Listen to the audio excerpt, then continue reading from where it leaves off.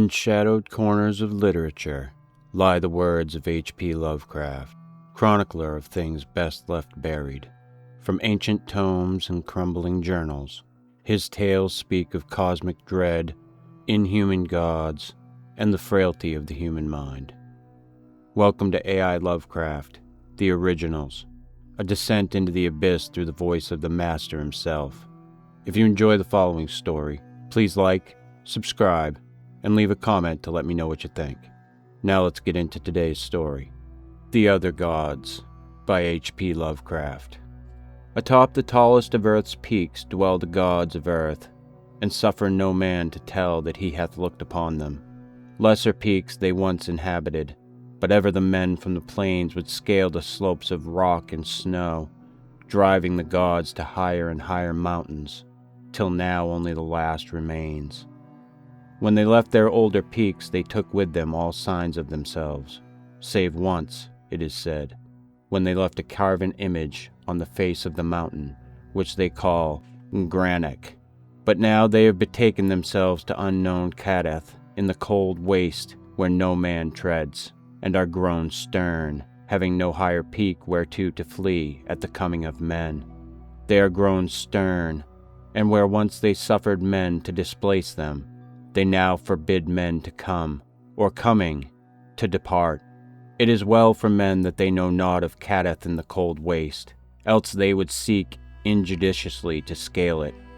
Sometimes, when earth's gods are homesick, they visit in the still night the peaks, where once they dwelt, and weep softly as they try to play in the olden way, on remembered slopes. Men have felt the tears of the gods on white-capped Thurai, though they have thought it rain, and have heard the sighs of the gods in the plaintive dawn winds of Larion. In cloud ships the gods are wont to travel, and wise cotters have legends that keep them from certain high peaks at night when it is cloudy, for the gods are not lenient, as of old. In Ulthar, which lies beyond the river sky, once dwelt an old man avid to behold the gods of earth, a man deeply learned in the 7 cryptical books of Hassan, and familiar with the Akkadic manuscripts of distant and frozen Lomar. His name was Barzai the Wise, and the villagers tell of how he went up a mountain on the night of the strange eclipse. Barzai knew so much of the gods that he could tell of their comings and goings, and guessed so many of their secrets that he was deemed half a god himself. It was he who wisely advised the burgesses of Ulthar when they passed their remarkable law against the slaying of cats, and who first told the young priest Atal where it is the black cats go at midnight on St. John's Eve. Barzai was learned in the lore of Earth's gods, and had gained a desire to look upon their faces. He believed that his great secret knowledge of gods could shield him from their wrath, so resolved to go up to the summit of high and rocky Hatheg-Kla on a night when he knew the gods would be there. Hatheg-Kla is far in the stony desert beyond Hatheg, for which it is named, and rises like a rock statue in a silent temple. Around its peak the mists play always mournfully, for mists are the memories of the gods, and the gods loved Hatheg-Kla when they dwelt upon it in the old days. Often the gods of earth visit Hatheg-Kla in their ships of cloud, casting pale vapors over the slopes as they dance reminiscently on the summit under a clear moon.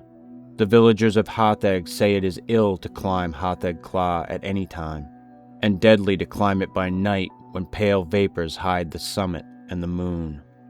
But Barzai heeded them not when he came from neighboring Ulthar with the young priest Atal, who was his disciple. Atal was only the son of an innkeeper, and was sometimes afraid. But Barzai's father had been a landgrave who dwelt in an ancient castle, so he had no common superstition in his blood, and only laughed at the fearful cotters. Barzai and Atal went out of Hatheg into the stony desert despite the prayers of peasants, and talked of Earth's gods by their campfires at night. Many days they traveled, and from afar saw lofty Hatheg-Kla, with his aureole of mournful mist. On the 13th day they reached the mountain's lonely base, and Atal spoke of his fears. But Barzai was old and learned, and had no fears, so led the way boldly up the slope that no man had scaled since the time of Sansu, who is written of with fright in the moldy, narcotic manuscripts. The way was rocky and made perilous by chasms, cliffs, and falling stones. Later it grew cold and snowy, and Barzai and Atal often slipped and fell as they hewed and plodded upward with staves and axes. Finally the air grew thin, and the sky changed color, and the climbers found it hard to breathe, but still they toiled up and up, marveling at the strangeness of the scene, and thrilling at the thought of what would happen on the summit when the moon was out, and the pale vapors spread around. For 3 days they climbed higher, higher, and higher toward the roof of the world. Then they camped to wait for the clouding of the moon. For 4 nights no clouds came, and the moon shone down cold through the thin, mournful mists around the silent pinnacle. Then on the 5th night, which was the night of the full moon, Barzai saw some dense clouds far to the north, and stayed up with Atal to watch them draw near.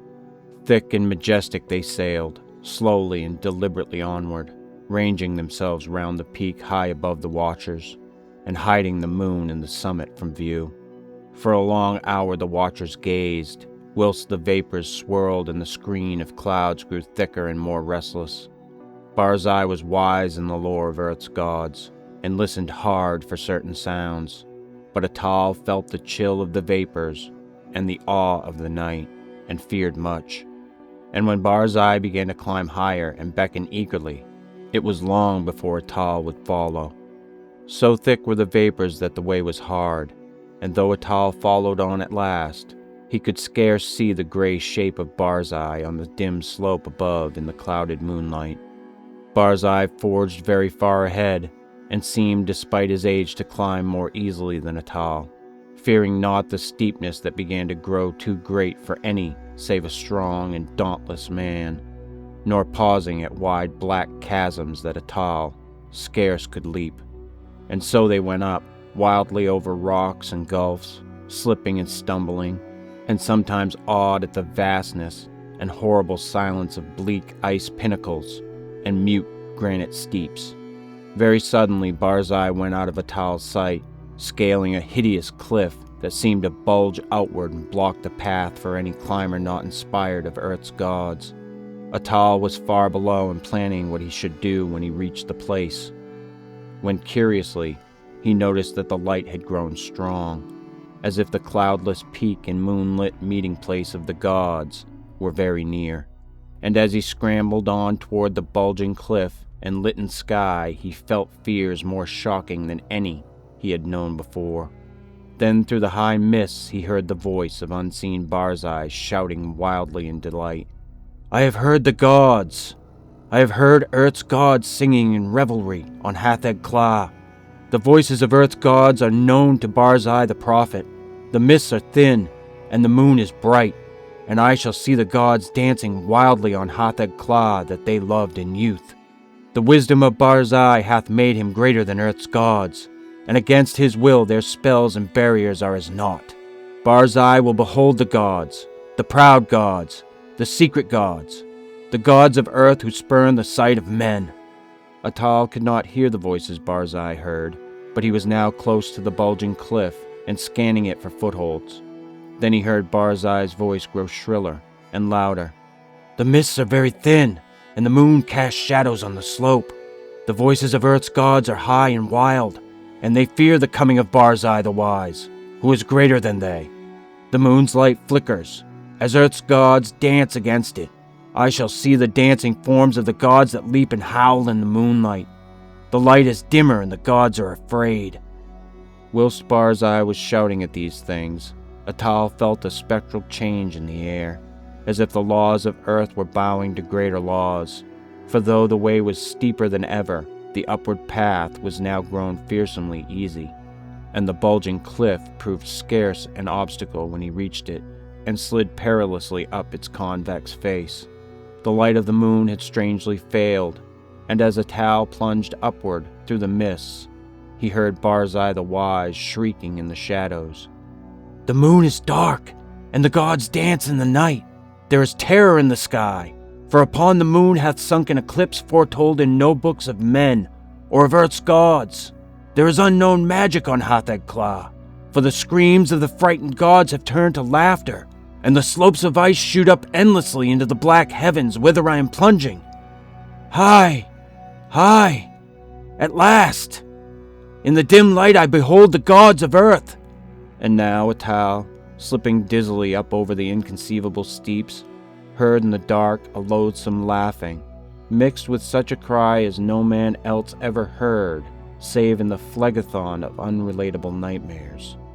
A cry wherein reverberated the horror and anguish of a haunted lifetime, packed into one atrocious moment. The other gods! The other gods! The gods of the outer hells that guard the feeble gods of earth! Look away! Go back! Do not see! Do not see! The vengeance of the infinite abysses! That cursed, that damnable pit! Merciful gods of earth! I am falling into the sky! And as Atal shut his eyes and stopped his ears and tried to jump downward against the frightful pull from unknown heights, there resounded on Hatheg-Kla that terrible peal of thunder, which awaked the good cotters of the plains and honest burgesses of Hatheg and Nur and Ulthar, and caused them to behold through the clouds that strange eclipse of the moon that no book ever predicted. And when the moon came out at last, Atal was safe on the lower snows of the mountain without sight of earth's gods or of other gods. Now it is told in the moldy narcotic manuscripts that Sansu found naught but wordless ice and rock when he climbed Hatheg-Kla in the youth of the world. Yet when the men of Ulthar and Nur and Hatheg crushed their fears and scaled that haunted steep by day in search of Barzai the Wise, they found graven in the naked stone of the summit a curious encyclopean symbol 50 cubits wide, as if the rock had been riven by some titanic chisel. And the symbol was like to one that learned men have discerned in those frightful parts of the narcotic manuscripts which are too ancient to be read. This they found. Barzai the Wise they never found, nor could the holy priest Atal ever be persuaded to pray for his soul's repose. Moreover, to this day the people of Ulthar and Nur and Hatheg fear eclipses, and pray by night when pale vapors hide the mountain top and the moon. And above the mists on Hatheg-Kla, earth's gods sometimes dance reminiscently, for they know they are safe, and love to come from unknown Kadath in ships of cloud and play in the olden way, as they did when earth was new, and men not given to climbing of inaccessible places.